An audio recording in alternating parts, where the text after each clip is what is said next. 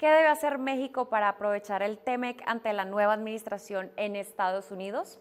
Escuchamos lo que tiene que decirnos al respecto nuestros invitados en el siguiente panel. Moisés Calac, presidente del grupo Caltex. Kenneth Smith Ramos, socio en Agon. Enrique Perret, director de la US Mexico Foundation, moderado esta vez por Mónica Lugo, directora de Relaciones Institucionales en Prodensa.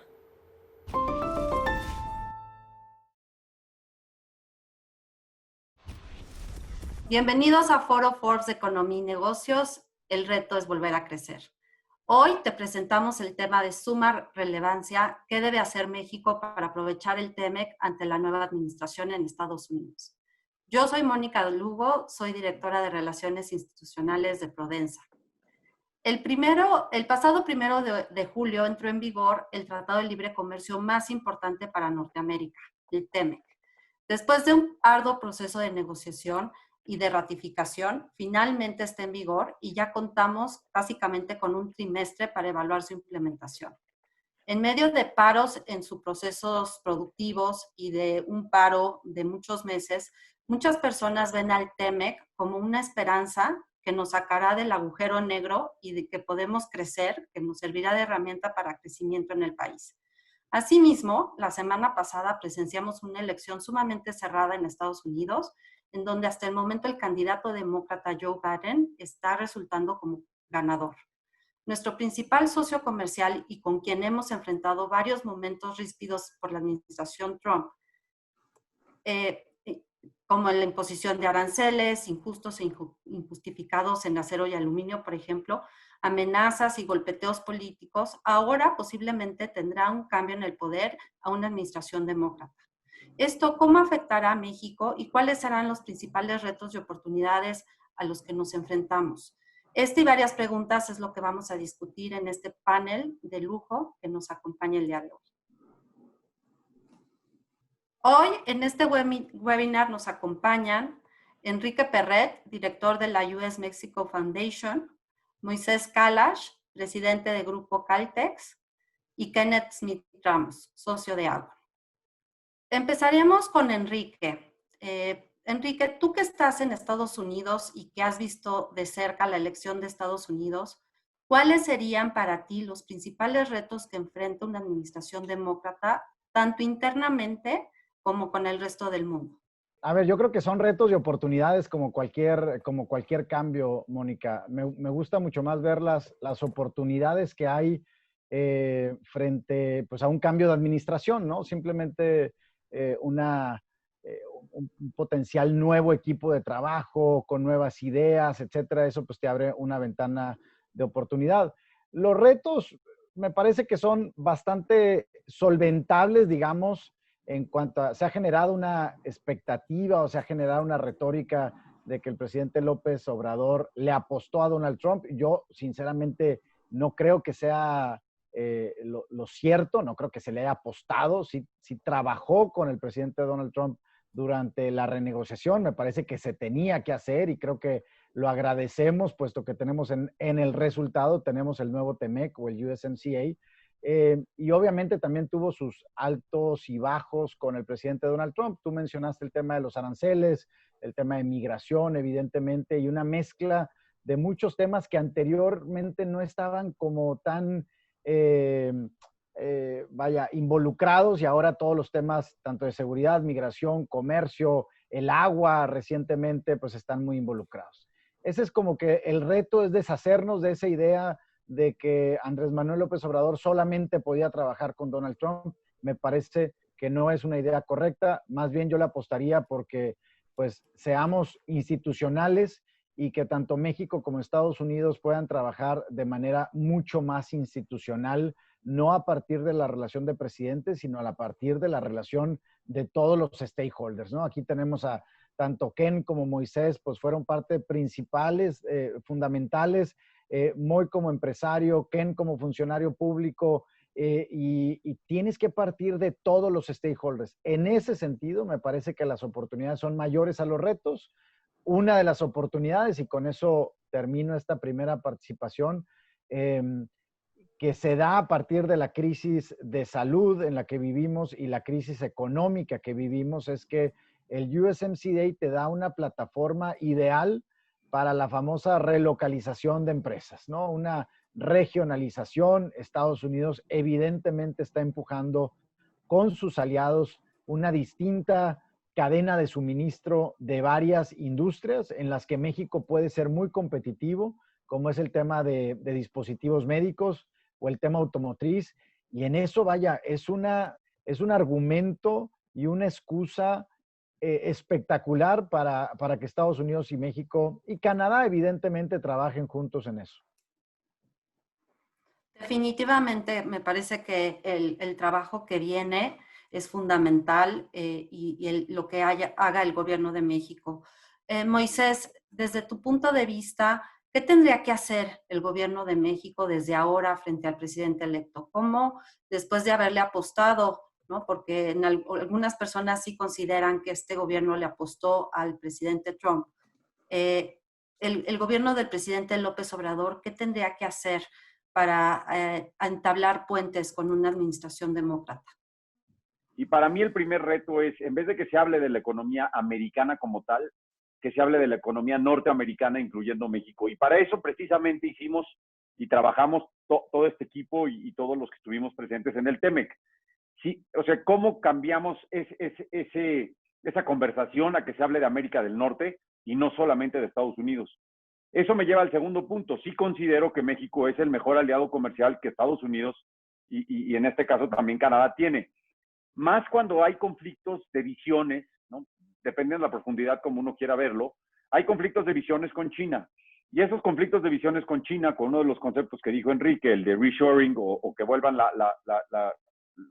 cadenas productivas a este hemisferio, para México es una oportunidad que no se había dado en los últimos 25 años.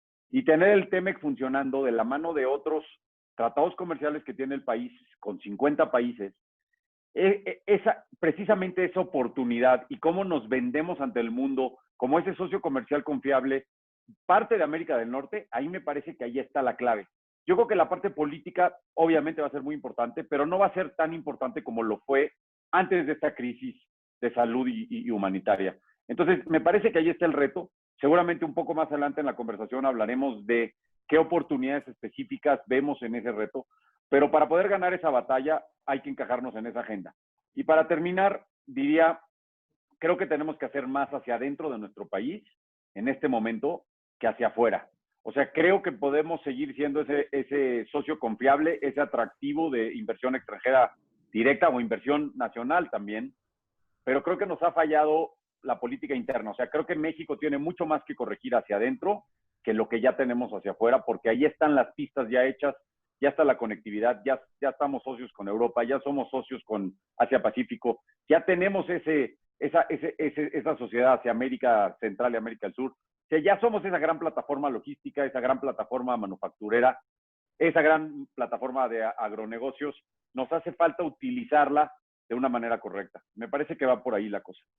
Para ti, Ken, ¿qué podemos esperar que cambie en el sistema multilateral de comercio, en particular respecto a la reforma en la OMC, por ejemplo, y lo que es sumamente importante, la guerra comercial de Estados Unidos con China? Se requieren reformas en diversos ámbitos, en diversos de los acuerdos de la OMC, ya sea en materia de remedios comerciales, propiedad intelectual. Se tiene que meter el acelerador a fondo para actualizar a la OMC en los temas fundamentales para la economía hoy en día, como es comercio digital y tecnologías de la información en general. Apoyo a pymes, en fin, hay una serie de temas que tratamos en América del Norte y que incluimos, que nos ponen a la vanguardia como región en los temas que acabo de mencionar, los temas de la nueva economía. Y ahí México, de la mano con Estados Unidos, puede ayudar a presentar reformas. Hay que recordar que en la OMC es lo que llaman una organización impulsada por los miembros. Es decir, son los miembros en lo individual que llevan propuestas de reforma, que tienen que hacer esta tarea e ir juntando aliados. Entonces, yo creo que de entrada esa es una manera de tender un puente con Estados Unidos y decirle, queremos fortalecer América del Norte, no solo a través del TEMEC, sino trabajando con ustedes en reconstruir estos puentes con la comunidad internacional, y eso definitivamente puede ser positivo para México y para el sistema comercial multilateral. México ahora exporta más de 600%, que en 1994 genera miles de empleos y es parte sustancial de la economía de los tres países. Desde su punto de vista y desde la trinchera en la que cada uno está, ¿qué piensan que nos espera con esta situación y qué podemos hacer para evitar o frenar estas señales, no solamente respecto a nuestros socios comerciales, sino con el resto del mundo? No sé, Enrique, si tú pudieras empezar, después Moy y después Ken. Una nueva plataforma, ¿no? Si quitamos NAFTA o el Telecan, pues necesitábamos una nueva plataforma. Se dio gracias al trabajo de muchos actores y hoy se tiene el USMCA. Evidentemente es importante para la reactivación económica, pero pues no es suficiente, creo yo, ¿no? Tanto Moisés como Ken hablaban de diferentes enfoques internos en México, cambios que se tienen que hacer, desregularización, incentivos a las pymes, evidentemente el trabajo con emprendedores, la frontera mexicana, el sur de México, vaya, son múltiples agendas económicas que tienen que avanzar en México para que la recuperación se dé y no depender únicamente del comercio exterior, que si bien ha sido el motor de crecimiento, como tú lo dices, Mónica, de los últimos 25 años, y dentro de ese motor de crecimiento comercial, pues tenemos industrias muy particulares como la automotriz o como el campo mexicano, tenemos la capacidad de ser más productivos y tenemos la capacidad de venderle mucho más a Estados Unidos. Lo que la guerra comercial entre Estados Unidos y China nos ha demostrado es que México sí puede sustituir muchos de los bienes que Estados Unidos le compraba a Asia. Y hay múltiples ejemplos para hablar de eso. Entonces, me preocupa que no estemos, vaya, la forma tradicional de decirlo, estemos siendo bastante reactivos, Mónica, y no tan proactivos. Me parece que no estamos aprovechando las coyunturas y el contexto en un tema como el energético, cuando me parece que toda la agenda de Joe Biden o de la nueva administración en Estados Unidos va a ser cambio climático, que totalmente opuesto a lo de la administración pasada. Me parece que va a haber muchos incentivos para la creación de energía solar. Estamos viendo cómo California se empieza a mover hacia una economía totalmente verde. Estamos viendo cómo empresas enormes que también tienen presencias en México, como Amazon, se está moviendo totalmente a una economía verde y nosotros no estamos midiendo el momento y sacándole provecho a ese momento. Esa es lo que me preocupa. Ni siquiera estamos entendiendo bien el problema. O sea, vivimos en este mundo donde creemos que el mundo internacional no lo entiende y que los tratados internacionales y nuestros compromisos internacionales no están ahí. Tristemente tenemos un gobierno mexicano que se ha desencajado de la situación global, de los compromisos que México tiene en la parte global, mandando señales contra algunos temas muy correctos, ¿no? Un tema anticorrupción, creo que todos los mexicanos estamos a favor de eso, un tema de mejor distribución de la riqueza o de apoyo a las bases más necesitadas en la parte social, todo eso está muy bien, pero perdemos de vista que para que haya apoyo y para que haya confianza en el país necesitas Estado de Derecho, y la inversión tiene que tener la confianza de que el país va a hacer las cosas bien y que la va a proteger. Estos tratados comerciales, parte importante de su función es dar certidumbre y proteger a esa inversión y darles una visibilidad hacia adelante. Y creo que eso nos está fallando, y nos está fallando ya en varias iteraciones, ¿no? Primero no voy a pasar por todos los temas, pero ahí está el tema desde el aeropuerto hasta la parte energética, después la parte de la planta esta de cerveza que está por ahí. O sea, si seguimos sumando acciones y seguimos sumando señales hacia la inversión tiene una gran desconfianza de cambio de reglas, de cambio de visiones. No hay una visión estratégica hacia dónde vamos. Y me parece que habría que hacer que esos modelos funcionen. El modelo de querer ser más social y más equitativo y pelear contra la corrupción hacia adentro del país está muy bien, pero no vamos a poder hacer crecer este país si no hay inversión privada y pública, pero principalmente privada, y privada local y extranjera. Entonces, no es suficiente lo que estamos teniendo de inversión, y el costo de oportunidad está siendo muy grande. Asegurar la congruencia con, obviamente, las prioridades gubernamentales, pero también con los compromisos internacionales plasmados en TEMEC, CPTPP y la Unión Europea y la red amplia de tratados que tenemos. Es decir, un cuarto de control que permita o evite más bien estos golpes de timón o estas incongruencias de que por un lado el presidente va a Washington y apoya de lleno el TEMEC y señala que es un gran instrumento para salir de la crisis, y por otro lado CNER hace todo lo posible para frenar más de $6,000 millones en energía renovable. Por otro lado, tristemente, ¿qué puede pasar en los próximos meses y sobre todo con una nueva administración en Estados Unidos? Pues que Estados Unidos finalmente haga algo que curiosamente no hizo la administración Trump entre el 1 de julio y las elecciones, que es tomar posturas firmes y empezar a abrir casos de solución de disputas en contra de México, ya sea que sean los casos laborales, pueden ser frívolos, pueden no serlo, pero amenazaban con hacerlo y hay mucha presión de los sindicatos. En la parte agropecuaria también muchas decisiones arbitrarias que ha tomado Semarnat, por ejemplo, para prohibir insumos de la biotecnología agrícola, o casos de inversionista Estado, como lo que estamos hablando de los casos de inversión. Eso puede meter mucha presión al gobierno de México en ese sentido. En materia de comercio digital, dar a conocer qué oportunidades ofrece, cómo democratiza la economía, cómo permite que un microempresario en México con una laptop y un servidor pueda acceder a millones de consumidores potenciales en Estados Unidos y Canadá sin necesidad de gastar fondos que no tienen para abrir oficinas allá, para buscar los canales de comercialización tradicionales y ver si Pier One Imports o Walmart los va a pelar. En fin, está cambiando la estructura de la economía y el TEMEC tiene instrumentos para poder aprovecharlo.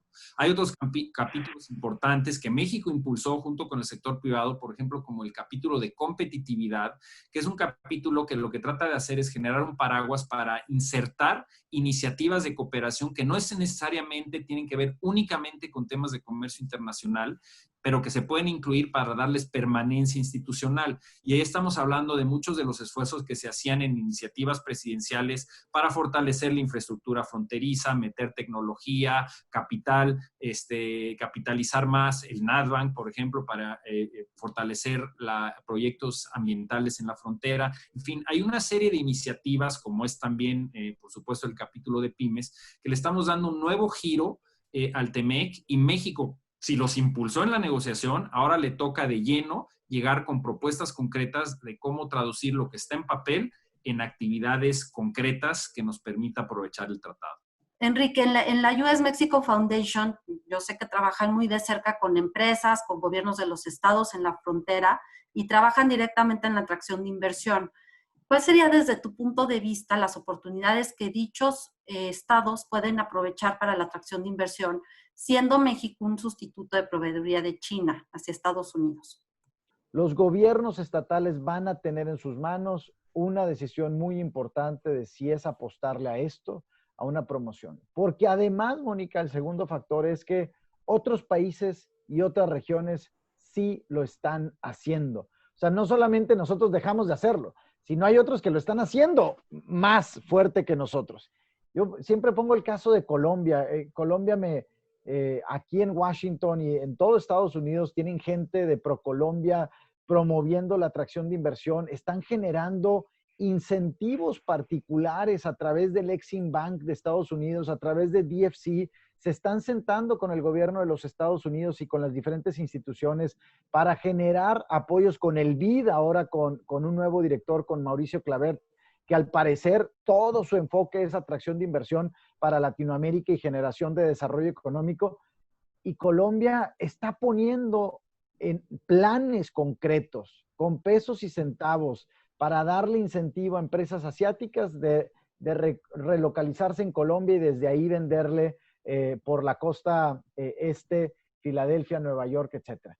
Yo digo, ¿cómo es posible que nosotros no podamos estar haciendo esos grupos de trabajo con Estados Unidos, empresariales, de gobierno? No solamente es el gobierno, también los empresarios tienen mucho que ver en esto. ¿Por qué no generar el primer fondo de reshoring México-Estados Unidos. El primer fondo de capital grande que puede invertir en esas cadenas. En esta relación gobierno-estado, en donde no necesariamente el sector privado debe de depender del gobierno, porque ya lo hemos visto que por lo menos en México no está haciendo gran cosa. Desde tu punto de vista, ¿qué tendría que hacer el sector privado para sobrepasar todos estos temas y promover, como ya decía Enrique, la inversión y otros aspectos de atracción de inversión, ¿no? Nuevamente hacia México? Que si no estamos de la mano como lo hicimos en el pasado, el sector privado con el gobierno, es muy difícil competir en una escena global en atracción de inversión, por ejemplo, de grandes cadenas nuevas de abasto, ¿no? Si nos queremos meter a competir contra China en temas tecnológicos, hay veces hay que traer una cadena de abasto completa. Es un tema sofisticado, digamos, es un tema muy complejo. Entonces a mí me gustaría ver más esa cercanía del sector privado con el sector público, y que honestamente hasta el día de hoy no ha sucedido, ¿no? Ahora, a nivel estatal también se pueden hacer muchas cosas. Tenemos muy pocos estados en el norte del país que entienden muy bien, porque lo viven todos los días, el gran éxito y el gran motor que significa el TEMEC, ¿no? Ahí tienes estados en la frontera que pues, Chihuahua es un gran ejemplo de toda la parte maquiladora y de toda la parte manufacturera que está ahí y toda la parte logística que encaja eso. Y el motor de Chihuahua, si tú ves los números, cuando hemos ido a visitarlos, los números de Chihuahua es casi 90% del PIB manufacturero y de servicios de Chihuahua tiene que ver con exportaciones. Me parece que del centro del país hacia abajo no tienen esa sensibilidad. Entonces sí se podría hacer un trabajo con muchos de estos gobernadores para que entendieran las posibilidades de lo que hay ahí. Y no necesariamente tiene que estar ligado a la inversión, por eso lo estoy separando. Hay muchos productos que ya tenemos en nuestro país que lo que habría que hacer es ayudarle a que se promuevan y ayudar a que esos productos pudieran exportarse a Estados Unidos o a cualquiera de los otros países con los que tenemos tratado comercial. En los tratados comerciales y el TEMEC en particular, la lección que hemos tenido todos tienen que ser instrumentos económicos atemporales y apolíticos. Y entonces no necesariamente están atados a los gustos o a las decisiones o a los caprichos de una administración. Estos son instrumentos de largo plazo. Entonces no podemos nada más ver y decir, no, pues el TEMEC está ahí y ya no funciona porque pues este gobierno no lo está utilizando.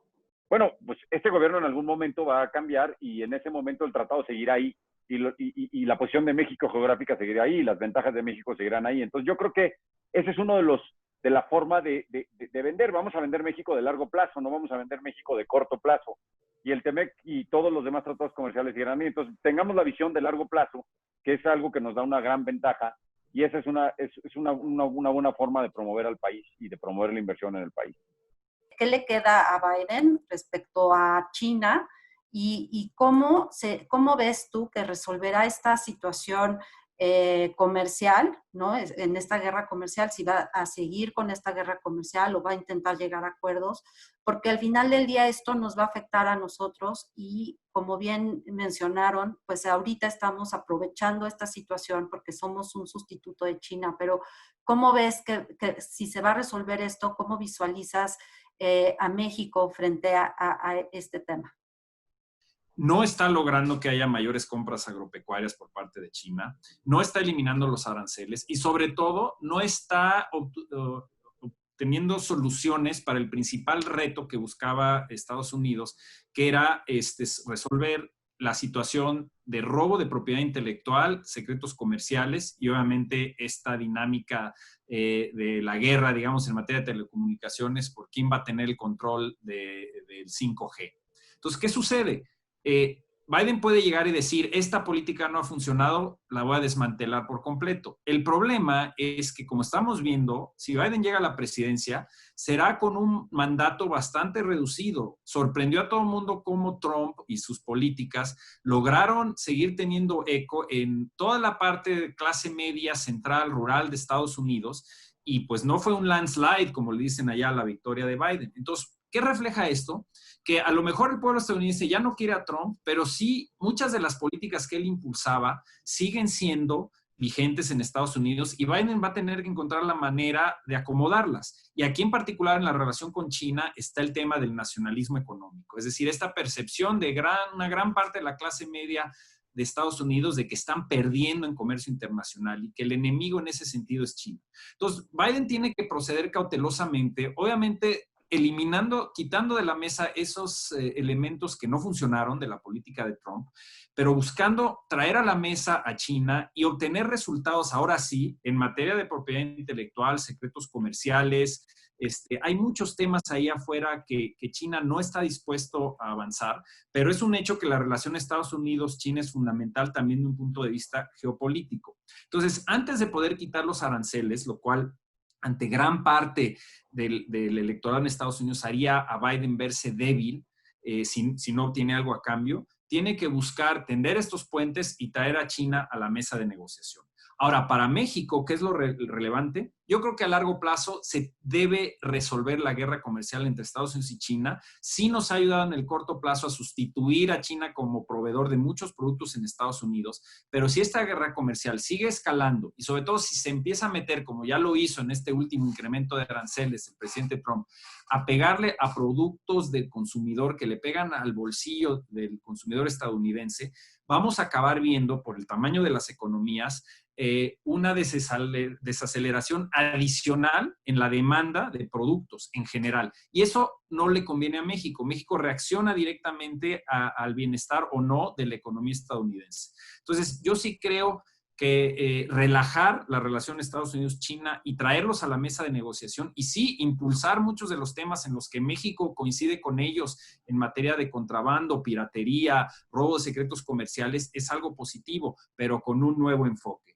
Y al final de cuentas, hay otra parte de la ecuación. No estamos nada más como espectadores comiendo palomitas y viendo qué hace Estados Unidos con China. México debe tomar una posición proactiva hacia China también. Durante muchos años los hemos visto únicamente como competidores. Yo creo que ha llegado la hora de tener lazos con China que permitan, por ejemplo, atraer más inversión de China hacia México, sobre todo con todo este fenómeno de pero tomar una posición proactiva. Y ahí lo que mencionaba Enrique y Moisés de verdad promover a México, promover las exportaciones mexicanas y atraer la inversión, no es nada más al interior de América del Norte o con nuestros amigos en Europa. Hay que ver cómo directamente con China podemos incidir para atraer inversión, que no es la inversión de hace 40 años en China.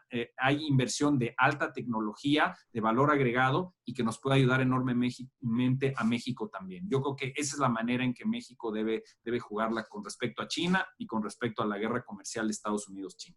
Pues la pregunta final y si pueden aprovechar ya para darme sus conclusiones, ¿no? Que es el tema de este webinar y es si el TEMEC será nuestra única estrategia para sobrevivir la crisis económica que vivimos y cómo esperan que esto sea, qué esperan que se haga dentro del gobierno de México con la nueva administración en Estados Unidos para llegar a esto. Y empezaría por ti, Enrique, y después Moy, y después Kenneth. Evidentemente hay una oportunidad entre México y Estados Unidos de generar una alianza. Estados Unidos tiene muchísimos retos, ¿no?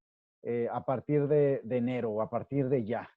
Uno es, vaya, el tema interno, evidentemente, es clara la crisis de salud que vive Estados Unidos, es clara la crisis económica que está viviendo Estados Unidos, pero también digamos, si quieren reposicionarse a nivel internacional en varios temas como el cambio climático, la seguridad, van a necesitar de aliados.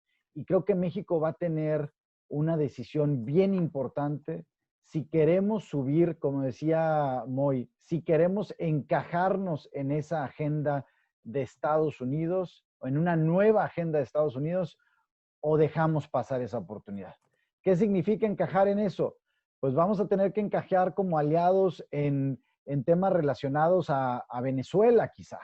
Vamos a tener que encajar en temas relacionados con China. Vamos a tener que encajar en temas relacionados con cambio climático. Vamos a tener que encajar con temas relacionados con Europa, ¿no? Y va a ser una decisión si nos sumamos como aliados o no.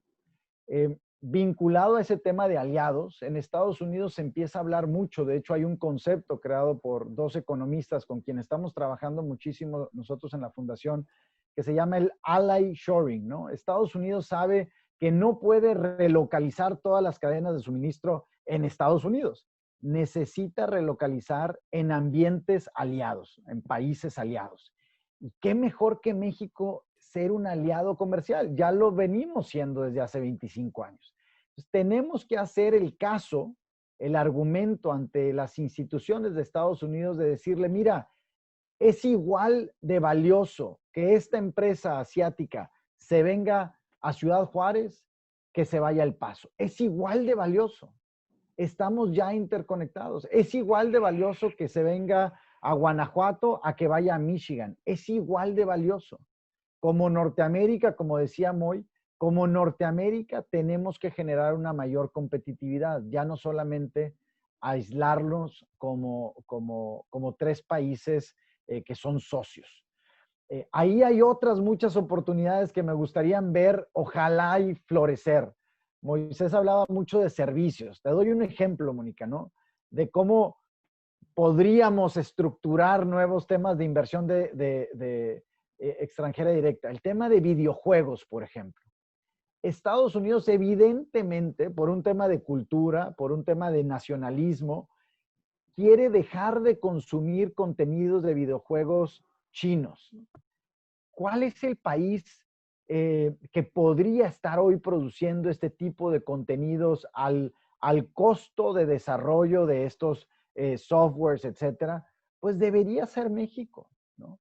Debería ser México el socio, a lo mejor en alianza con otros países latinoamericanos como Argentina, Colombia y Brasil, que también son muy buenos en esto. Pero hoy en día México no tiene una industria de videojuegos, que ya es una industria multibillonaria en el mundo, ¿no? Pues tenemos que entrarle a eso. Ojalá y tengamos la visión y la visibilidad de entrarle a eso. Y por último, me parece que la relación entre México y Estados Unidos, así como el tratado nos permitió una mayor institucionalidad en México, porque no hay que negar que el tratado también fue una plataforma para que los gobiernos estatales en México no abusaran de los inversionistas o para que cumpliéramos con ciertos temas, para que avanzáramos en una agenda anticorrupción, porque pues siempre tenemos el argumento de el tratado no nos lo permite, ¿no? En ese sentido, me parece que también debemos de ser muy cautelosos en que lo que ha tenido éxito, como decía Moisés, del pasado, no lo desmantelemos solamente por una visión de que hay algo mal ahí, ¿no? Es el caso, por ejemplo, del programa IMEX, ¿no? Antes maquiladora en México. Pues probablemente hay cosas que mejorar en IMEX, ¿no? Pero no deberíamos o no tendríamos por qué descalificar todo el modelo cuando hay algunas cosas negativas. Arreglemos las cosas negativas, pero el IMEX ha sido probablemente uno de los programas más exitosos de atracción de inversión y de generación de comercio entre México y Estados Unidos. Y eso me preocupa que podamos, el tema de los fideicomisos, pues evidentemente también es otro caso emblemático en esto de todo esto no funciona, cuando deberíamos de haber analizado punto por punto. Yo hablo también por mi caso, todo ProMéxico no funciona. Bueno, pudieron haber hecho muchos cambios en ProMéxico, cerrado oficinas, contratado a otra gente, etcétera, pero el vehículo era importante.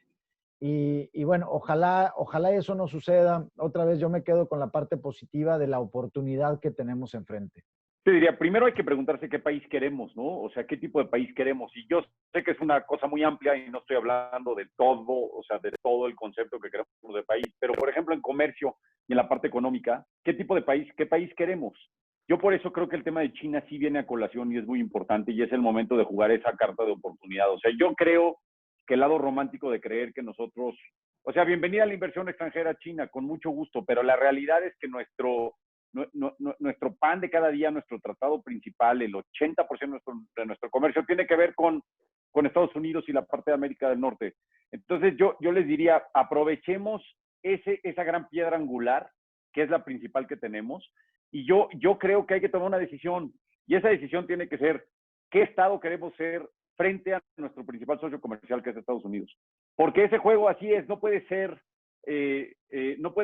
socio comercial de todos o el principal socio comercial de todos. No tenemos el tamaño de la economía americana como para poder ser el socio comercial de todos.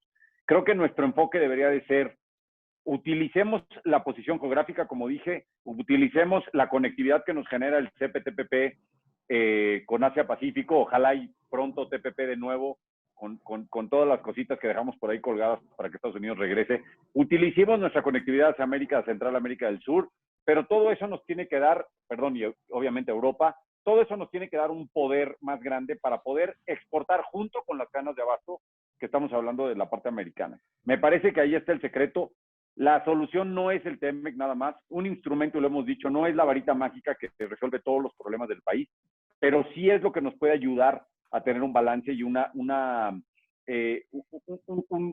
gran incentivo de inversión. El país no va a crecer si no tenemos inversión. El tema no nada más es, qué bueno que estamos tratando de tener finanzas públicas sanas, me parece una buena decisión del presidente de la República. Qué bueno que no quiera endeudarse más, pero esa ecuación genera un problema para el crecimiento. Entonces, una de dos, o generas inversión, y esa inversión hace que tu ecuación de deuda contra crecimiento baje, ¿no? Pero generas inversión, entonces el país crece y entonces generamos empleo. O entonces, del otro lado, lo que nos va a acabar pasando es que bajas gasto, bajas deuda, bajas gasto, y entonces no vamos a acabar creciendo. Entonces, de nuevo, creo que hay que darle confianza a la inversión, creo que hay que separar la parte de los programas sociales que pueden tener validez y la anticorrupción y estos temas que hemos hablado el día de hoy, pero hay que fomentar la inversión y hay que fomentar la inversión productiva. Somos un país muy joven, somos un país que necesita empleo y somos un país que tiene todo este panorama hacia adelante. Entonces, tomemos una decisión, creo que la decisión es hacia América del Norte. Estos son nuestros socios comerciales, con ellos nos entendemos, en todas las áreas tenemos oportunidades increíbles que mejorar. Entonces, no nada más el TEMEC, hagamos la cosa en casa, pero sí utilicemos bien ese TEMEC, que mucho trabajo nos costó, nada más tantito, no mucho, tantito. Mucho trabajo nos costó, pero ese va a ser una piedra angular de nuestro desarrollo futuro y hay que saberlo aprovechar. El TEMEC es una parte importante, es un vehículo necesario, pero no suficiente. Me gustó mucho eso que dijeron, porque al final de cuentas, el TEMEC tiene que ser parte de una estrategia más amplia a nivel internacional, es decir, debemos de verdad poder aprovechar la posición geográfica de México como una plataforma, un trampolín de exportación a estos 46 países con los que tenemos tratados de libre comercio. Pero además, toda la parte doméstica es fundamental. Y es fundamental desde el punto de vista de lo que estamos hablando de su relación con el comercio internacional, es decir, las condiciones para atraer inversión, etcétera. Pero también hay un elemento puramente doméstico que no hemos resuelto, y ahí no me dejará mentir ni Moy ni Enrique, que es qué hacemos para de verdad generarle apoyo desde el punto de vista gubernamental para que las empresas de este país salgan más rápido de la crisis. Hubo todo un debate en la primavera sobre el grado de apoyo o no que dio el gobierno para poder sacar adelante, sobre todo a las pymes que están sufriendo enormemente por la crisis de salud. Y hay que darnos cuenta que no hemos salido de esta crisis. Es más, puede empeorar gravemente en los próximos meses. Entonces, ahí hay un tema muy importante doméstico donde yo estoy convencido que se requiere la intervención gubernamental, como lo están haciendo en Brasil, en Perú, dedicando casi 10% de su Producto Interno Bruto a la recuperación económica y sobre todo a sostener el empleo en pymes y garantizar que este cimiento de nuestra economía, porque más del 95% de las empresas son micro y pequeñas, pueda salir adelante. Entonces está ese componente doméstico que es fundamental. Y quiero regresar a algo que tocaban también Enrique y Moy, que es en definir qué país queremos ser del punto de vista productivo, del punto de vista económico. Y yo creo que el TEMEC, el TPP, otros instrumentos internacionales nos dan la pauta para de verdad meter el acelerador y empezar a privilegiar la economía del conocimiento. Y esto no quiere decir que separas servicios de alto valor agregado, la economía digital, de la manufactura. Sabemos que hay un matrimonio permanente en la revolución industrial 4.0 donde el Internet de las cosas, el aprovechamiento de las tecnologías de la información y la innovación se liga directamente con procesos productivos de manufactura de alto valor agregado. Y es ahí donde creo yo que el gobierno debe enfocar los esfuerzos.